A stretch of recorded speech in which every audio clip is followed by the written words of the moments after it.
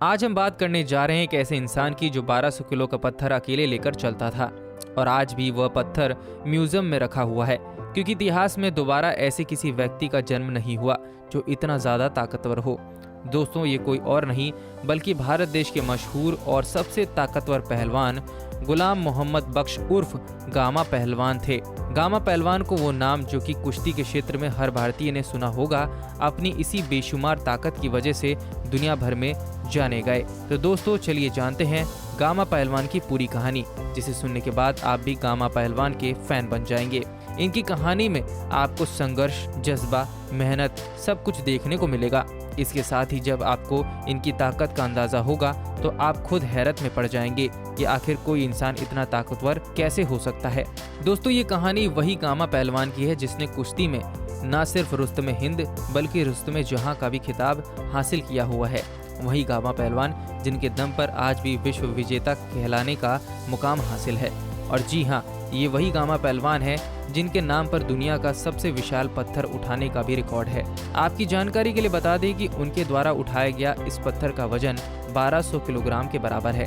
हालांकि कोई भी इस बात पर यकीन नहीं कर पाता, क्योंकि ये काम किसी साधारण व्यक्ति के लिए बिल्कुल नामुमकिन है। और अगर आपको भी हमारे इस बात पर विश्वास नहीं हो रहा है तो आपको बता दें कि गामा पहलवान द्वारा उठाया गया पत्थर 1200 किलोग्राम का है और वह आज भी बड़ोदरा के म्यूजियम में रखा हुआ है, जहां आप कभी भी जाकर वहां पर यह पत्थर देख सकते हैं। इसके साथ साथ इस म्यूजियम में गामा पहलवान द्वारा कसरत करने के लिए इस्तेमाल किए जाने वाले सामान भी इसी म्यूजियम में आपको मिल जाएंगे। दोस्तों, सबसे ज्यादा ताज्जुब की बात तो यह है कि गामा पहलवान ने 52 साल तक पहलवानी की और अपने इस 52 साल के लंबे करियर में आज तक इन्हें किसी भी मुकाबले में हार का सामना नहीं करना पड़ा। आपको बता दें कि गामा पहलवान विश्व के पहले वर्ल्ड हैवीवेट चैंपियन रह चुके हैं और यहाँ तक कि ब्रूस ली भी इन्हें अपना आइडल मानते थे। उनका कहना था कि उनको इस बात का मलाल रहेगा कि वह गामा पहलवान के जैसे शारीरिक मजबूत और ताकतवर क्यों नहीं रहे। दोस्तों, अब इन सब बातों से आप जान ही गए होंगे कि गामा पहलवान कितने दमदार और मशहूर व्यक्ति थे, जिन्होंने भारत देश का नाम भी रोशन किया था। तो दोस्तों, चलिए इस वीडियो में आगे जानते हैं कि इस मुकाम तक पहुंचने में गामा पहलवान को किन किन चुनौतियों का सामना करना पड़ा था। क्योंकि दोस्तों, देश का सबसे पहला पहलवान व्यक्ति होना कोई आसान काम नहीं था और गामा पहलवान भारत देश के लिए कई मेडल भी जीत कर लाए थे। इसलिए हम सबको इनकी लाइफ के बारे में थोड़ी बहुत जानकारी होनी चाहिए। दोस्तों, गामा पहलवान का पूरा नाम गुलाम मोहम्मद बख्श था, जिनका जन्म 22 मई 1878 को अमृतसर, पंजाब में हुआ था। बताया जाता है कि इन्हें बचपन से ही पहलवानी का और कुश्ती का बहुत ज़्यादा शौक था, इसलिए उन्होंने मात्र 10 साल की उम्र में ही पहलवानी करनी शुरू कर दी थी। ये ऐसे पहलवान थे जिन्होंने पत्थर के डंबल से बॉडी बनाई। दुनिया में ऐसा कोई भी नहीं था जिसने गामा को हरा दिया हो, जिस वजह से उन्हें वर्ल्ड चैंपियन का खिताब भी मिला था। यहाँ तक कि उस समय सबसे ज़्यादा मशहूर माने जाने वाले अमेरिका के जेविस्को को भी गामा ने परास्त कर दिया था। लेकिन हाँ दोस्तों, गामा को उनके पूरे जीवन में सिर्फ एक बार किसी व्यक्ति ने कुश्ती में हराया था। ये व्यक्ति मथुरा का रहने वाला था, जिसने कोलकाता के दंगल में गामा को भी कुश्ती के दांव में बेहोश कर दिया था। इनका नाम चंद्रसेन था। ये गामा की जिंदगी का पहला और आखिरी ऐसा किस्सा था जिसमें गामा को किसी ने हरा दिया था। आपको जानकर हैरानी होगी कि एक बार जब पहलवान छोटे थे तो जोधपुर में पहलवानों की एक प्रतियोगिता चल रही थी, जिसमें देश के कोने कोने से कुल मिलाकर 450 पहलवान शामिल हुए थे। ये सारे पहलवान हट्टे कट्टे और मजबूत दिखाई दे रहे थे। इस प्रतियोगिता में गामा ने भी हिस्सा लिया था।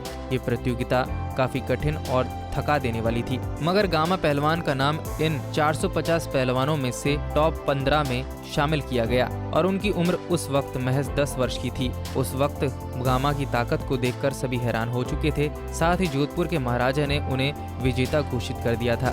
इसके बाद गामा की उम्र जब 17 की हुई थी तो कुश्ती में उनका मुकाबला पहली बार रहीम बख्त सुल्तानी से हुआ था। और दोस्तों, ये कोई साधारण मुकाबला नहीं था, क्योंकि यहाँ एक तरफ 17 साल की उम्र थी और दूसरी तरफ 5 फुट 7 इंच की लंबाई वाले गामा थे, जो कि कुश्ती में नए थे। वहीं दूसरी तरफ अधेड़ उम्र के अनुभवी पहलवान जिनकी लंबाई 7 फुट थी, वह इसी मुकाबले में शामिल थे। इस मुकाबले को देखने दूर दूर से लोग आए हुए थे। हर जगह इस मुकाबले के चर्चे हो रहे थे और जब मुकाबला शुरू हुआ तो गामा पहलवान रहीम बख्श सुल्तानी वाला से लड़ने लगे। यहाँ तक कि गामा के नाक, मुंह, सिर से खून भी बहने लगा। इसके बावजूद उन्होंने हार नहीं मानी और वो लड़ते रहे। दोस्तों, इस मुकाबले में कोई नहीं जीता ये मुकाबला बराबरी का रहा, लेकिन इसके बाद गामा पहलवान हर जगह मशहूर हो गए। इसके बाद गामा पहलवान एक के बाद एक मुकाबले जीतते गए और देश में सबसे ताकतवर पहलवान के नाम से जाने जाने लगे। गामा पहलवान नेशनल लेवल पर कई कुश्ती प्रतियोगिताएं जीत चुके थे, उन्हें हराने वाला कोई भी नहीं था। जिसके बाद गामा इंटरनेशनल लेवल पर लड़ने के लिए तैयार हो गए और उन्होंने इंटरनेशनल लेवल पर होने वाली प्रतियोगिताओं में हिस्सा लेना शुरू कर दिया। लेकिन दोस्तों, लंदन टूर्नामेंट में गामा को कम लड़ाई होने के कारण प्रतियोगिता में भाग लेने से मना कर दिया गया। जिसके बाद गामा ने कहा कि वह आधे घंटे के अंदर ही किसी भी 3 पहलवानों को, जिनकी लंबाई कितनी भी हो, उसे हराकर अखाड़े से फेंक सकते हैं। कुछ लोगों ने इस बात को गंभीरता से नहीं लिया, जिसके बाद गामा ने दूसरी चुनौती भी दी, जिसमें उन्होंने फ्रैंक क्रोच और जेविस्को को हरा देने की बात कही। इसे सुनने के बाद बेंजामिन रोलर नाम का एक पहलवान गामा से लड़ने के लिए तैयार हो गया और गामा ने उसे सिर्फ 1 मिनट 40 सेकंड में ही पछाड़ दिया। इसके अगले दिन गामा पहलवान ने 12 पहलवानों को हराया और आखिरकार टूर्नामेंट में एंट्री की और यहाँ इनका सामना स्टेनिस्लास जेविस्की से हुआ, जो कि वर्ल्ड के चैंपियन माने जाते थे। 10 सितंबर 1910 को इनका ये मुकाबला शुरू हुआ था और दुनिया के सबसे बड़े पहलवान माने जाने वाले 2 पहलवान एक दूसरे के सामने आ गए। इस प्रतियोगिता की इनामी राशि 250 यूरो था। दोस्तों, आप इस बात पर यकीन नहीं करेंगे कि गामा पहलवान ने 1 ही मिनट में जेविस्को को हरा दिया था और उसे इतनी बुरी तरह से पछाड़ा था कि उसे 2 घंटे तक होश नहीं आया था। इसके बाद दोबारा से ये मुकाबला शुरू हुआ, जिसमें जेविस्को ने गामा पहलवान की वार से बचने के लिए सारे पैतरे आजमाए, लेकिन कोई काम नहीं आया। यह मैच तकरीबन 3 घंटे तक लगातार चलता रहा, जिसमें ना कोई जीत रहा था और ना ही कोई हार रहा था, जिस वजह से इस कंपटीशन का विनर गामा पहलवान को माना गया। गामा पहलवान ही इनामी राशि और जॉन बुल बेल्ट यहाँ से जीतकर ले गए। इसी सम्मान में उन्हें रुस्तमे जमाना के खिताब से भी नवाजा गया। इसके बाद भी गामा पहलवान ने इंटरनेशनल लेवल पर कई मैच जीते और बड़े से बड़े पहलवान को हराया।